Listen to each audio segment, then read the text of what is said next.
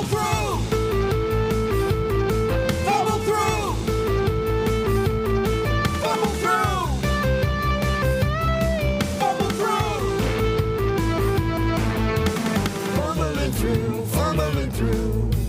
Fumbling through, fumbling through. Fumbling through! Greetings and salutations, wonderful people, and welcome to Fumble Through! Fumble through! A podcast that was born from an egg on a mountaintop. We're a group of friends who like to get together each week and pretend that we're cooler than we actually are. It's okay, though, because the way that we roll dice brings us down pretty quickly. So join us as we explore the world of the Pathfinder role-playing game. You can follow us on Fumble Through at Instagram, Facebook, and Twitter, or follow us on our newsletter at fumblethrough.com. Fumble Through! I'm Justin, and I'll be the GM for this session. And joining me in the Fumble Factory are Lindsay. Have you ever thought how unfair it is that giraffes exist in this world, but unicorns don't? I do now. What do you I'm mean? thinking that right now. Well, a unicorn is just a horse with a horn, which is a lot more easier to comprehend than a giraffe. Plenty of horses with horns on.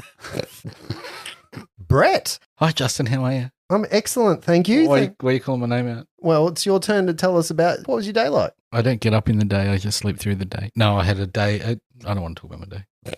And that's why we play role-play game. Luke! Hey, how you going? I'd just like to say that there is no better kind of movie than a movie that's been made in the 80s. Oh, I tried to watch Big Trouble in Little China on the weekend with the kids. Careful. Yeah, be very careful. I couldn't find it. Oh, right. I've got an English DVD. It won't work on your player unless you've got a multi-region Yeah, player. he only likes watching Malaysian versions of... I really wanted to share Big Trouble in Little China with my kids on the weekend. You've seen it though, right? I have. Yeah. I was going to say, yeah. Oh, yeah. But, I think my boys are at an age now where we're going to be doing lightning bolts at each other across the bed. Yeah. Three storms. When we were kids, we watched that movie a lot. A lot. We had that movie on VHS and we watched that movie a lot. That one and Golden Child. And They Live and Blind Fury with Rutger Hauer. To be fair, Blind Fury. What? Did you see Split Second? I think that might have been early 90s. No. What was the one where the guy got... Remo? Remo Above the Law? No, that was Nico Above the Law with Steven Seagal. Remo. I get those two mixed up. Yeah. And special guest star this week is A Sense of Adventure. Like many gaming groups, we have unfortunately dropped one of our members due to scheduling and personal commitments. While it's a shame that Mikey's no longer able to go on this ride with us, we wish him well and push on regardless. I mean, we'll still see him every week when we play our other game anyway. Sure will. I've loved having you at the table. It's been really fun having you. It has. We'll miss him. Or Frenchie. As with every session, I like to lubricate our nerd minds with a question. If you have a question or a discussion topic that you would like to open the show, send it through to us at fumblethrough.com. Fumble! Actually, put it on our Facebook or our Twitter account because that's probably where we'll read it better. This week, I'd like to ask if you could have any fantasy pet, which one would it be and what impact do you think it would have on your life? My life. No. I enjoyed that. Oh, no, it's evolved. Anyone? I'm going to go Blink Dog. Oh, a blink dog. Tell us about a blink dog for those people like Luke who don't know what a blink dog is. It's I'm a dog not woke. that teleports a bit, just kind of like Nightcrawler. Who's Nightcrawler? I'm joking. Oh, God. I am joking. It's a problem when you have to say you're joking I just because we triggered could believe Justin. it to be true. My heart. Oh, too close to the bone, mate. Too close. I mean, it's one thing to not have emotion, but you start picking on comic books, we have a problem.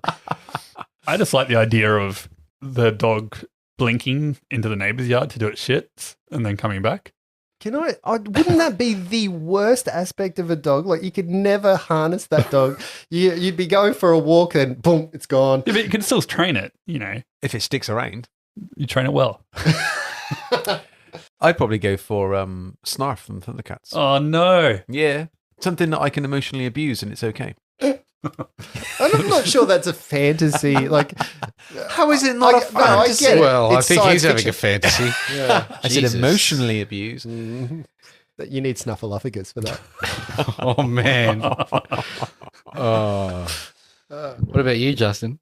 I would love to have a pseudo dragon, like a little tiny dragon that could live in my house. Like, I often kind of think a cat would be a really cool, I have a cat, but a cat would be a really cool pet if it had wings and then it could fly around. But the impact on your life for some of these creatures, the impact of having a cat that already does enough damage to my house that can also fly, That is absolutely insane to me, but how cool would it be? I guess there's a whole swathe of different animals that would be really great to have, but I wanted something small and manageable. I'm not a real pet guy anyway. What about you, Brett? I'd like a night fury. I don't even know what that is. From How I Trained a Dragon. All right. Yeah. Okay. Yeah, I do know what that is. Yeah. How do you think that would impact on your life on a day-to-day Well, I'd basis? get to work quicker. It's true. I don't think I'd need to get to work. You would lose a leg. No, I don't need to be Hiccup and what's his name? I don't know the dragon. Toothless. I don't need to be those. I just want a Night Fury, like a full one, a proper one, Right. not a shitty one like Toothless. It's broken. Ooh. Are Doesn't you have a saying tail. that wrong though? Isn't it pronounced a night furry? I can get you one of them. I know a guy. So I think I get to work faster. I don't think people would mess with me as much. I have a question. I have a counter question for you. Oh. Why a night fury and not like a Pegasus? Because a Night Fury can shoot things out of its mouth that kill people, and it's dangerous and it's cool and it goes fast, and you can jump off the back of it. It'll save you before you splat on the ground. And have you ever seen one of the 3 awesome movies that have been put out about How to Train Your Dragon? Yeah, I just look in the Dungeons and Dragons world that I live in, the fantasy role playing world. Dragons aren't like that. They have hordes of gold. They kill people without remorse.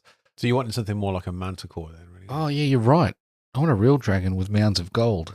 I'm How would that surprised. impact your life then? Yeah. I know. I'm surprised no one said Sphinx. Why did you hold your hands in front of your chest as if you have a pair of breasts when They've you got a said beautiful voice, those sphinxes.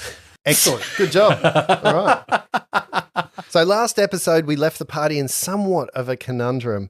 Having entered this ancient ice-covered complex, you've overcome the obstacles presented in the first room, unfreezing Decath by putting the ring on his finger, destroying the animated ice statue. You recovered both halves of those keys that sort of fit together like the swords from He-Man. And then you entered the second room to find the second ice statue carved in a realistic delight.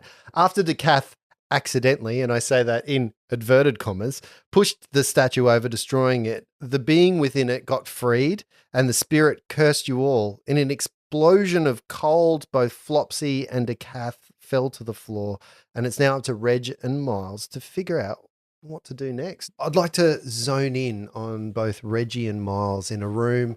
You've got 2 of your friends lying on the floor. You know that one of them's, or at least both of them, I think, have been stabilized for what you can. What kind of healing, or what are you going to do? Like, how do your characters deal with this? Miles, after checking over both Decath and Flopsy, would be like, "This is all I can do for the moment. We're just going to have to bunker down for the night and hopefully leave in the morning." Does he look terminal? As far as I can tell, I'm not a doctor. As far as I can tell, they're fine. So Reggie just goes over to Flopsy and Decath and just kind of like checks them over a little bit and as best he can kind of thing. Do either of you have any healing skills? Do you have skills in the arts of healing? They're multiplying at the minute.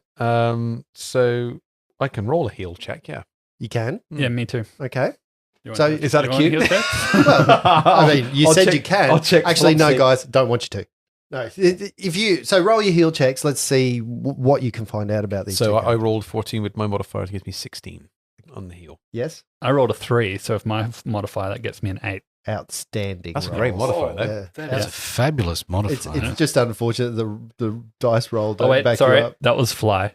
That takes it to a 5. You are pretty fly for So a you white check guy. the heal and flick to the ceiling. Yeah.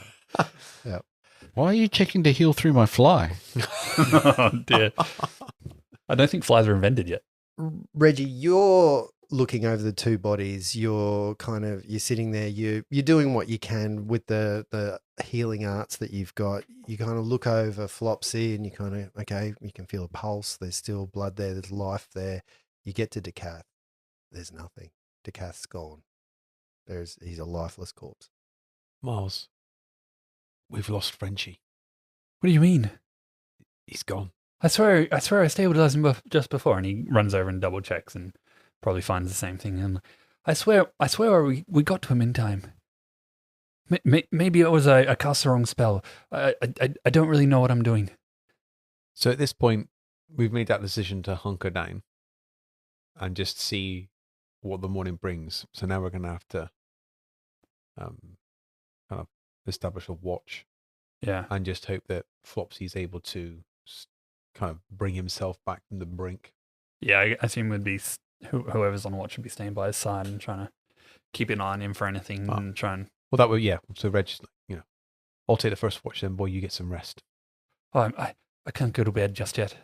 There's too much going on. The last 3 days have been ridiculous.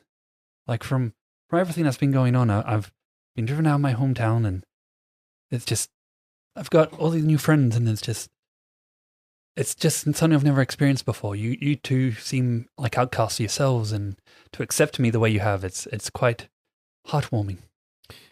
Well, boy, I've had a bit of a experience with being the outcast myself.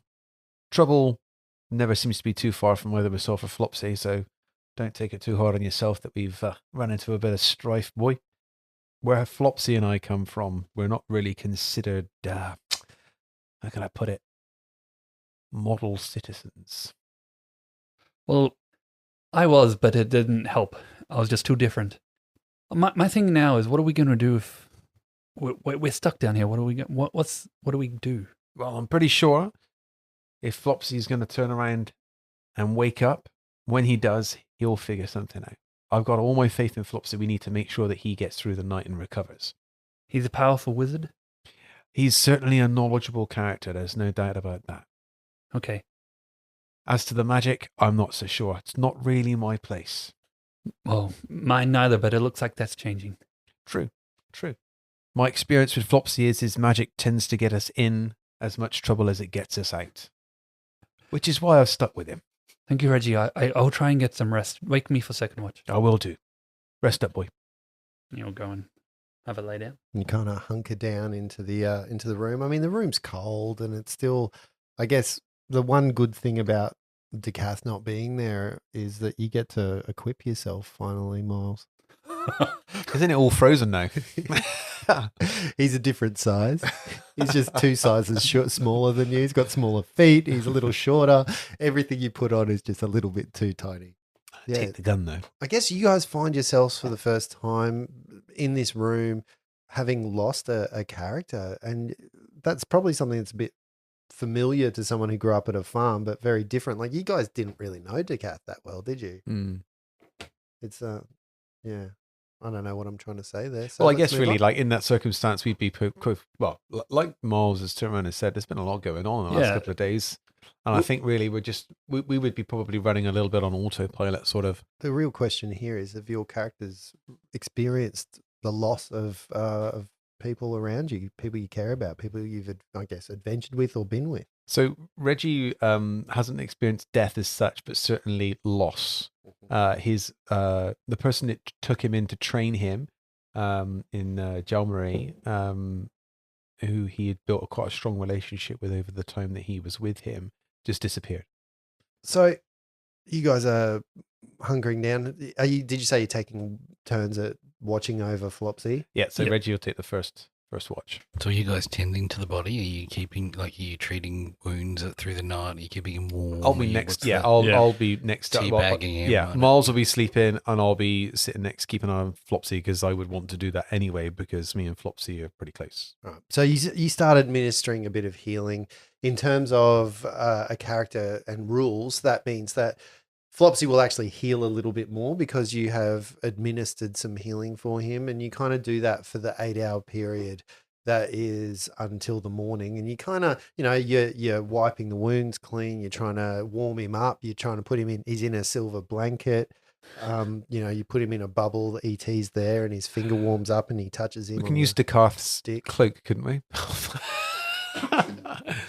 Yeah, I can use Decath's winter. He had a winter cloak, didn't he? Kind of thing that I can. Yeah. Yeah. And I guess you can find things on Decath, and it might be a good time for you, Miles, maybe to grab some stuff. Unfortunately, you would probably have to go through the calf stuff and get, because I don't even have like a backpack or Yep. a bedroll or any of that Yep. kind of stuff. So I would probably go through the calf stuff and unfortunately loot the poor fella. Yeah, and I guess this is a game question, because it is one of those things when a party member dies that you've got to ask yourself: do you bury them with all their stuff? Do you take advantage of some of the equipment that they have? Is there a nice modicum in between that? Because there is that moment where in real life, there are people who have things on them that they obviously want to be buried with, or maybe return to their families. So, what's our feeling on people passing in game and what we do with their equipment? Well, from my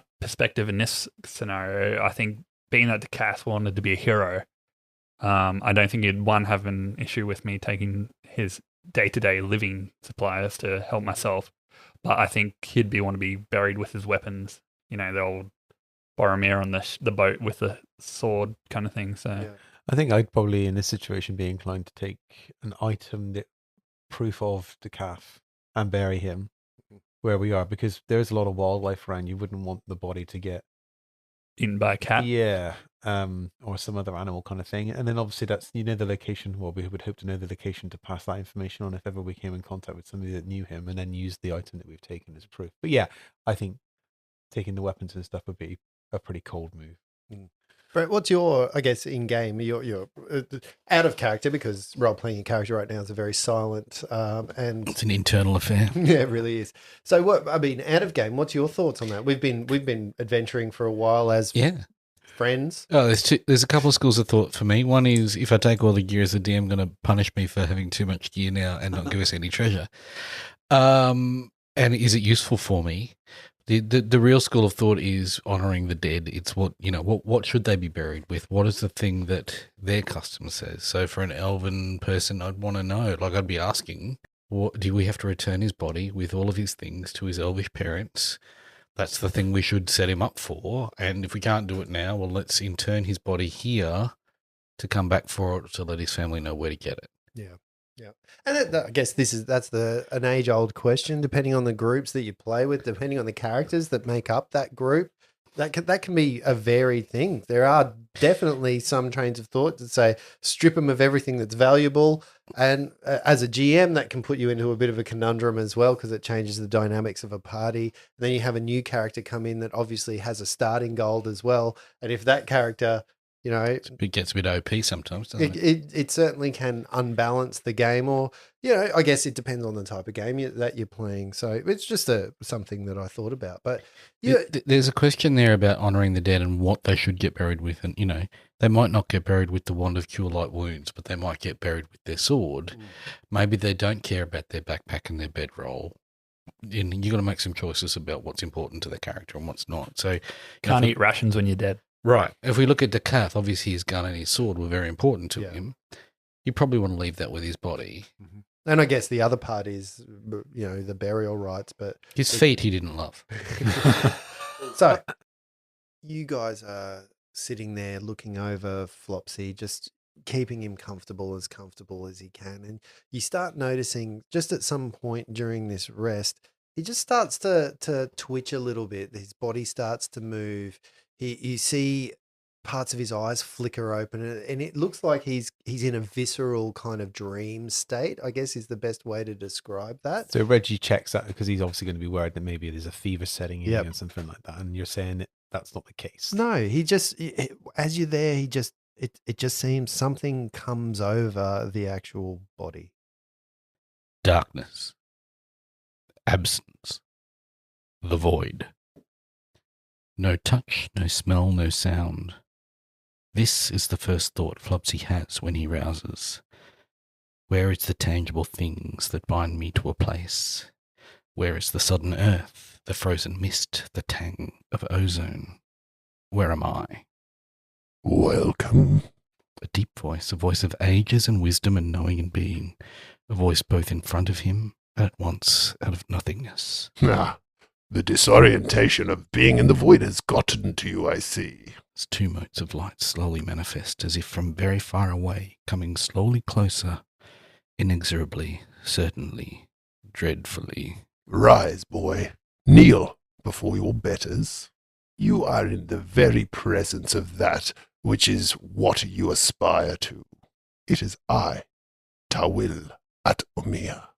The very presence of the key and the gate manifest for all to behold. I am his word, his arm, and by my thought your very presence can be undone. Rise and bask in the presence of power that you one day wish to hold. Flopsy sits, wipes his eyes, and searches for some very familiar thing, an anchor, not for his body, not for his mind or his soul, for without it, his very id seems to be dissipating in the darkness around him. He stares down to see what he is sitting on, and for the first time notices tiny pricks of light peeking through the darkness. Shards, twinkling, icy whiteness that are just enough to focus on to keep his mind and body intact. A gossamer fabric of light, holding the darkness at bay. Good. As I have seen, you have the capacity. Just having the strength to hold together in the void is enough to merit my respect. Well done, upstart. Why are you here? Where am I? What do you want? And he says it. He notices a pattern in the sparkles of light. No, not sparkles. Stars. I come to warn you. I've stepped out of the void, watching all things in places and all times, wanting for him to rouse. I hold his power until he returns to resume his rightful place. I have seen what has come and what is to be, and I've bent my will to visit you in this time and place to warn you, step away from this path. My mantle is too great, too powerful for you, and I shall not relinquish it. It is mine, taken from the weakness of he who was before me, and I shall not easily part with this power of the old gods. Heed my warning, Runt. Stop. Turn back. Quest no longer for this power of which is beyond you, for you shall not prevail. You shall not pass the threshold onto the arms of the old ones. The motes of light reach closer, menacingly, and as they approach, long tentacles can be seen behind them. And behind that, more motes woven together with tentacles. A tapestry of dark, writhing, slithering appendages with iridescent orbs pulsing at the end of each of them. This large manifestation all sits outside the shards of light that Flopsy is placed upon. Tentacles probing, but not able to penetrate that curtain of stars that holds Flopsy aloft. Yog-Sothoth knows the gate. Yog-Sothoth is the gate. Yog-Sothoth is the key and the guardian of the gate. Past, present, future. All are one in Yog-Sothoth. He knows where the old ones broke through of old, and where they shall break through again. He knows where they have trod Earth's fields, and where they still tread them, and why no one can behold them as they tread. I am he, and he is I, until his return. Step off, and follow no more, lest we wipe your very existence from this place and time, and all others. Is this the void? And as he searches and probes, his mind notices a silhouette in the darkness in front of the tangle in front of him. A man, old, wizened, but still hale and strong, an arm outstretched seeking the light in front of him. The silhouette of a horned helm on his head and a whip trailing from his belt, stretching, searching, grasping for the light. Enough! I tire of this. You have been warned. Heed my words and seek me no longer. Turn your back on Yog-Sothoth. For should the day come to pass where we stand as equals, and the weft and warp of his tapestry, his presence shall be made known, and this world and all others shall bend to his will or be disturbed. Turn back, or I shall be forced to destroy you. None shall rouse the father of Cthulhu, and Hastur, and Vormir. His power is mine, and I shall not share it with another. And at that moment, the shards of light that Flopsy is sitting on all flare into a luminescent canopy, blinding him and knocking him prone. And then nothing. Darkness. Absence. The void. So you see Flopsy kind of writhe, stop. He sits there. You've been administering healing for most of the night. You've been tending his wounds, making sure that he's comfortable. Both of you have been doing a really good job of that, but mostly Reggie. I guess Reggie's got a connection with Flopsy that's a bit more. And then all of a sudden, his eyes kind of flicker and open. What? Get away! No! Ouch! Flopsy. Miles. He's awake. Are you okay, Flopsy? Well, it's all relative, I guess. I'm better than I was 5 minutes ago, but not so good as I was a day ago, I guess. You've been out for a night. 24 hours. Pretty much, yeah. You had his word there for a minute. Well, it still hurts quite a bit. What happened? Well, when the statue got smashed, some weird thing said we were cursed, and then from where I was standing, it looked like it almost exploded in a puff of ice. It caught you and Dekath. Right, so we just need to rest up and heal, and then the four of us can get on our way. Flopsy, we lost Dekath. How did you lose him? He was around here yesterday. No, Flopsy. He's dead. What do you mean dead? He's right there. He's dead. But surely we could heal him up or something. We tried. I tried. My pals they seemed to help you, but they didn't seem to help But he you. can't. No. Father always at the temple would be able to bring people back. There was always healings that could get administered. This is just a bit beyond us, Flopsy. Perhaps there's a way to hold him here until someone who has the power to bring him back can come back and bring him back into the light. So, tell me step by step what happened while Basically, Dekath pushed the statue over.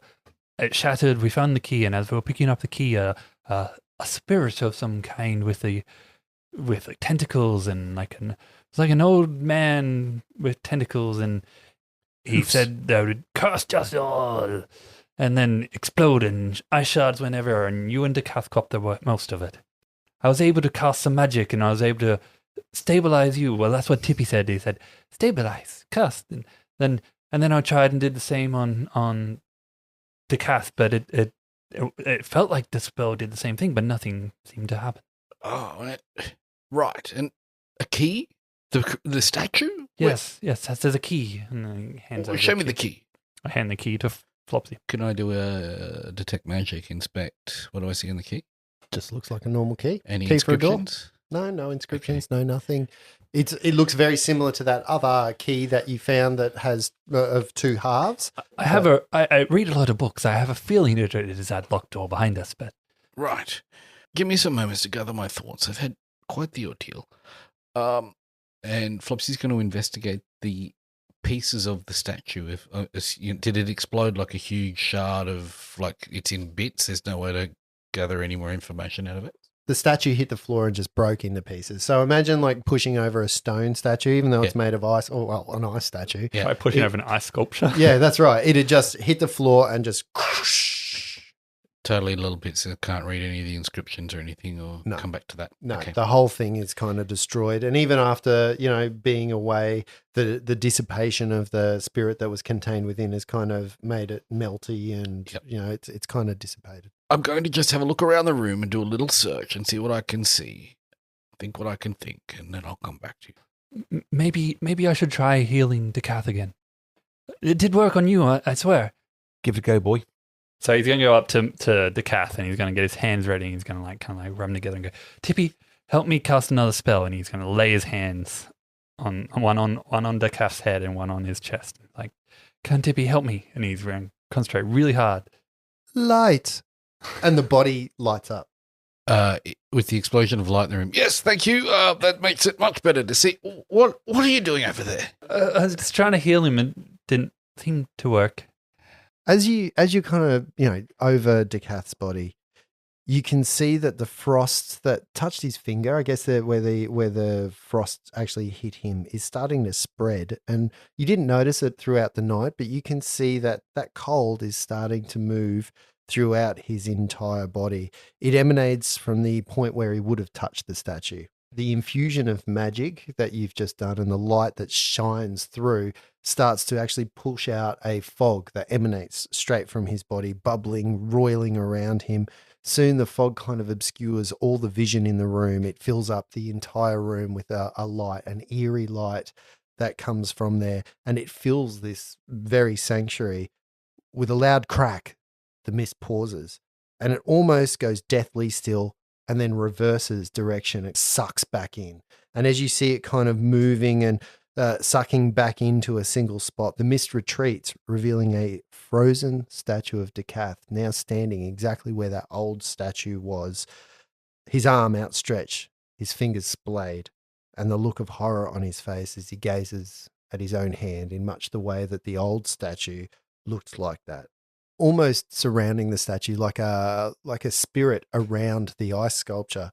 You once again see that spirit This time, a very different demeanor over his body. Still that half-orc kind of sharp teeth, the tentacles that come out from his midsection, the eyeballs around the thighs, the tail with a bit of a mouth or a chomping maw at the end of it is sitting there.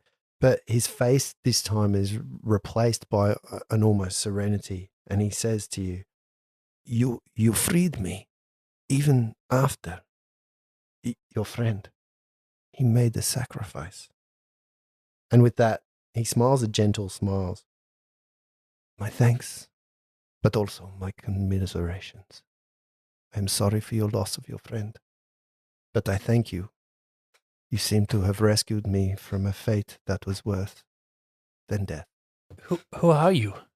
My name is Odanbir Zodbin, and I was sent to this place by my master. That was many, many years ago. What year is it? It is year 4711. Odambia, Yes. is our friend dead? I do not feel a presence within this statue. I do not think he is trapped in there. I think he's gone. I think his spirit has been freed, but he has replaced me sitting on here. 4711. I have been here for over 2,000 years. This is my life. Everybody I know is gone. Odambia, where is this place? This place here. My master sent me here, my master Ralzeros. He claimed that Beldren had stolen something very important. He believed that one of Beldren's servants, Shakar, might be better off out of the picture, and he sent me here to take care of it. I failed. I was captured, and this is where I am. Ralzeros. He now lives with his treasures in the building made of stone as black as night, and I stay here as a statue, as a spirit. But now I am free, and I thank you, and I thank your friend. I cannot do much for him, but I can do this for you.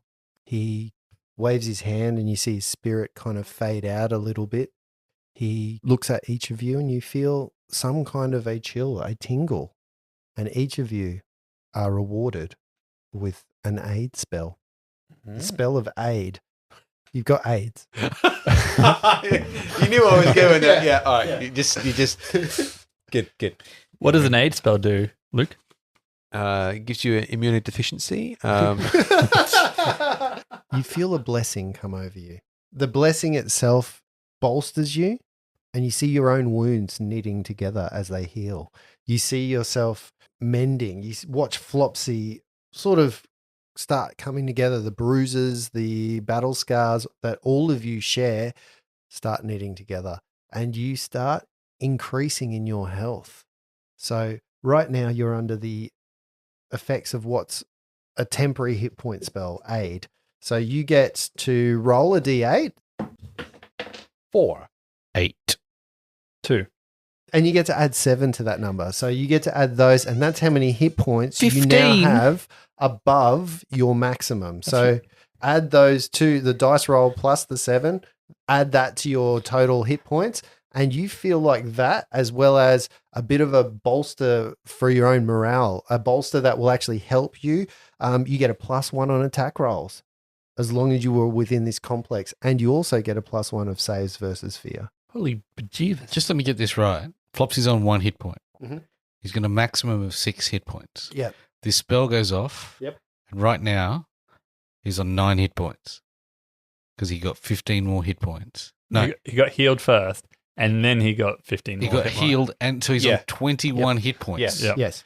He's on like So you're the frontline fighter now. Yeah. You're 3 Beast. times his normal hit points. Beefcake. Yeah. Got swole. Even your tail's flopping around a bit. Yeah, it now works. Yeah. We get the sense that the +1 morale bonus exists in the area that we're in, and we get that same sense within temporary hit points. Yeah, as well. yeah. So as long as you feel like it might be tied to this complex, to this sense, there's a sense of revenge, I guess, that comes with it. That Adambia was sent here by his master to complete a job. He never completed it. He wants revenge. He's bolstered you guys and given you a bit more oomph and power to try and complete the job that he doesn't. And as he kind of disappears, he says, "Seek revenge. Wait, I've got a question. Goodbye. No. Oh, no. I was gonna say, if you wanted Beldrin's prize, it's Tippy. That's what it wrote out on the cage. It said Beldrin's It prize. did, yes, but He didn't obviously look very hard, did he? he could have just told us a little bit more about the landscape, perhaps what that house was, where we are. Let's not look a gift ghost in the mouth. He did just heal us and give us a shitload of extra hit points. And True. Does a morale bonus stack with a racial bonus? Yes. Yep. Just thought I'd double check that. I Stacks didn't want That's to a make rule that you Yes, should know. I know. I didn't want to make an assumption. That was all. Like I Stacks said, I with read everything. these things. They It's they all- don't stay. It's So- all about bonus today with Reggie, isn't it? It is, That's eh? all he did to Flopsy. Yep. So I guess the three of you are in this room. You now you're fully healed. You've got extra hit points. You feel a little more capable of moving forwards. I guess the one question that you've got is what do you just watched one of your friends turn into an ice statue? How are you going to deal with that? Didn't know him that well. I'm joking. I'm joking. He's Hate the calm, French. easy go. Flopsy will mark this place. He will come back. He will. This is a quest that must be completed. Then there is a way to release Dekath, perhaps into eternal rest, or perhaps bring him back. I don't know, but there is an exploration here. Side quest. With that in mind, was there anything when Yeah. we searched the body? Miles is going to take the rapier Mm-hmm. that he had taken off him earlier when you were trying to heal him, and he's going to go, Reggie, will you help me kind of like implant this in the ground in front of him, and we can hang his gun on it as like as a grave marker. Even though his statue is here, we can have his weapon in front of him in case he ever needs it again. Sounds like a good idea. Mighty respectful. Can Reggie look through the belongings that are there, and is there anything that I can find that I think would be kind of like proof of the calf? Mm. And just like if we come across the family or something like that, something that knows him, we say like, "Oh, he's here, and here's the proof that we've met him," kind of thing. Does that make Mhm. sense? Yep. Like a crest or a family crest or something, Yeah. something like that. So as you're going through his backpack, you kind of rifle through, and you do feel like you do find like a family crest Yep. that's in there. So there's like a little, I guess, like a book with some personal details that has a family crest. I can inside. put that within my belongings. And I guess filled with a bit of renewed vigor after losing one of your teammates, being reduced in size as a group. What are you going to do? I guess this is both bolstered and saddened you at the same time. It's been a pretty traumatic. So what's the next steps? Backwards. Well, this certainly puts Reggie in a bit of a position because now he truly is, like, for the most part, the frontline fighter. I do punch things. Yes, you punch things. Yes, you do. Yes, you do. But your value is more at the back. No, but Reggie's thinking more like you're protecting Flopsy. If I'm moving forward, I don't want to leave Flopsy exposed. So you're the next kind of Second stage of defense. yeah. Well, Because I know Flopsy's up until now, Flopsy's a piece of tissue paper. Hey. Well, we all are really, but even more so with Flopsy.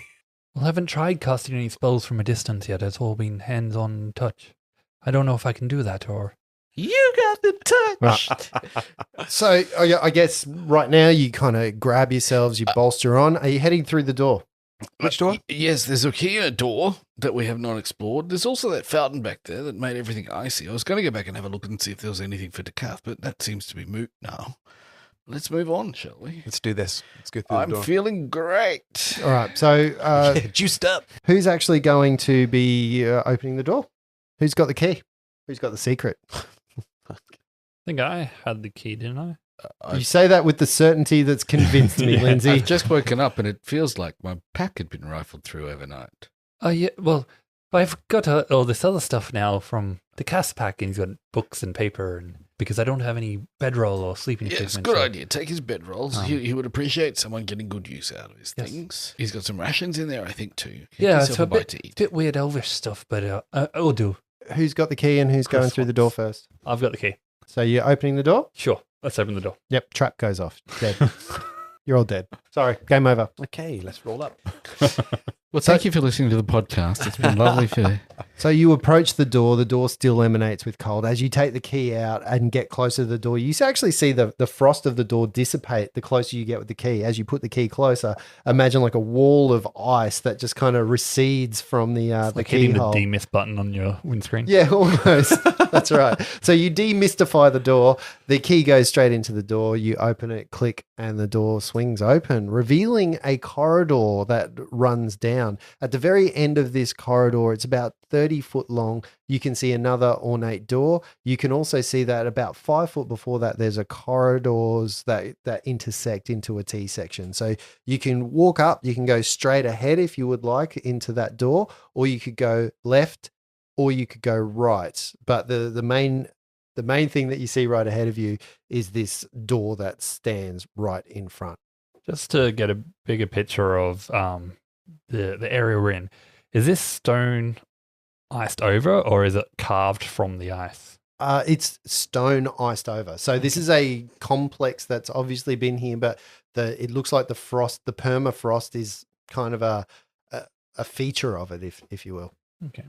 Onwards, gentlemen, to the crossroads and see what you should see. All right, so you move the 20 foot up to the crossroads. You've got a T intersection, left, right, and you go ahead. Again, the question of light. So who's got light on them? Who can see in the dark? Dark vision.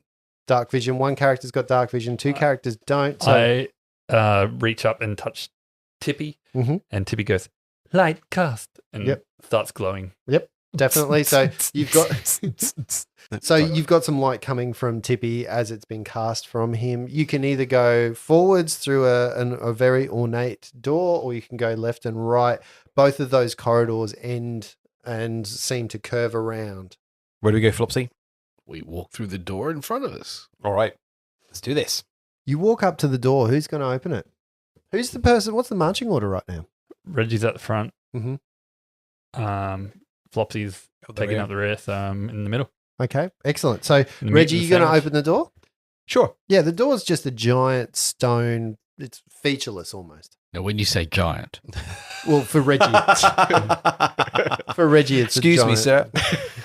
let's just be clear, I would not have opened the door if it was a giant door. Reginald, perhaps check if there is any untoward devices attached to those doors that might explode on you. I don't Sure, think because Reginald can. that's the kind of thing I can do, right? Can I make a perception check on that? On the door? Yeah, does anything look Just want to dodgy? search it over? Sure, roll your dice. 16? Fair enough. You start searching the door. You don't find any signs of anything other than a door in front of you. No signs of a door? No, anything. Did I say that? It was here just a minute ago. There's no door. Your perception check failed so bad the door's gone. I'm blind! Yeah. Flopsy comes, turns you around. Does it feel like I give it a little testing shove? Does it feel like I can actually move it open? Yeah, you don't find anything other than the door as a normal door. Yeah, you can shove it open if you like. Let's open it up then. You open the door. The room opens up into a musty space with a vaulted ceiling. This narrow room, which would be roughly about 15 to 20 foot wide, is lined with bookcases. 2 reading tables sit in the very middle of the room, and an armoire stands at the far end next to a 4-armed, human-sized clockwork contraption that stands on 3 legs. It would seem the adventure is over. I am done.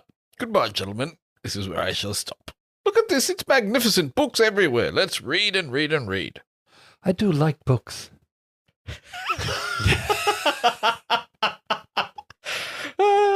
I like books. Thanks for us, Grump.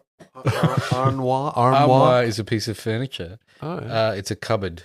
Oh, It's a okay. cupboard. Wardrobe. Do you not know what an armoire is? Why can't you just fucking say cupboard if it's just a cupboard? It's like it's English. I'm doing this to honor Decath.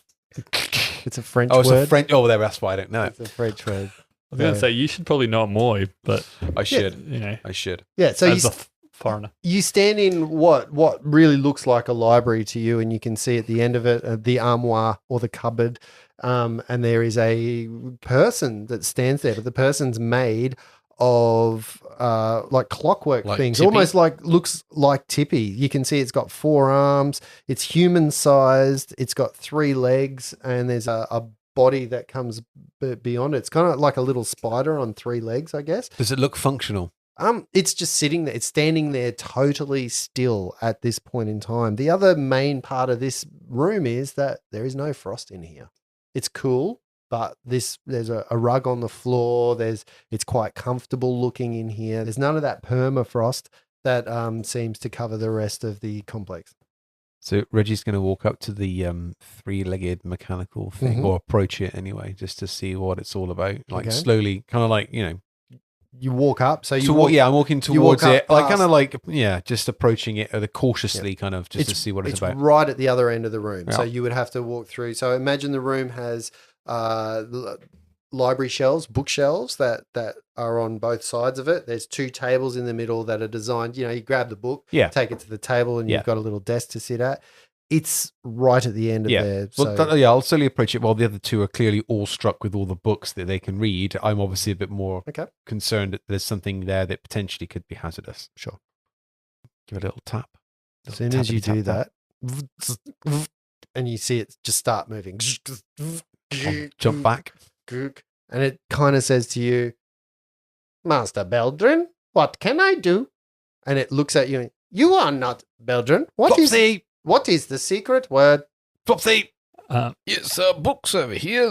Quite interesting. This is the history of Miles. Absalom. What is the activation word, please? You are not Master Beldrin. What is the activation word? Tippy, what's your activation word?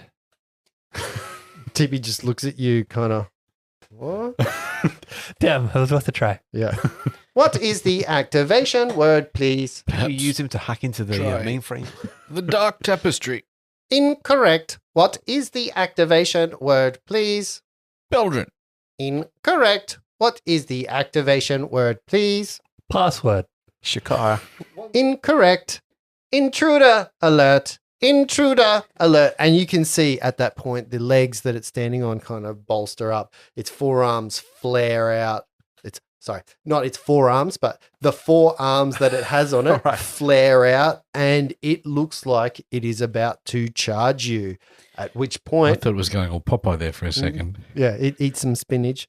No, its arms kind of flare out, and it looks like imminent battle, which we'll do next time we get together. Oh, No, let's do it. I don't. If you notice, Justin seems to feel very uncomfortable with. Feelings. what Yeah. was his vows like when he got married? What is emotion? I actually said I actually said to my wife in my wedding speech, "I love you like a fat kid loves cake," and that is a poster that is in my bedroom. Little did he know that I would be that fat kid one day.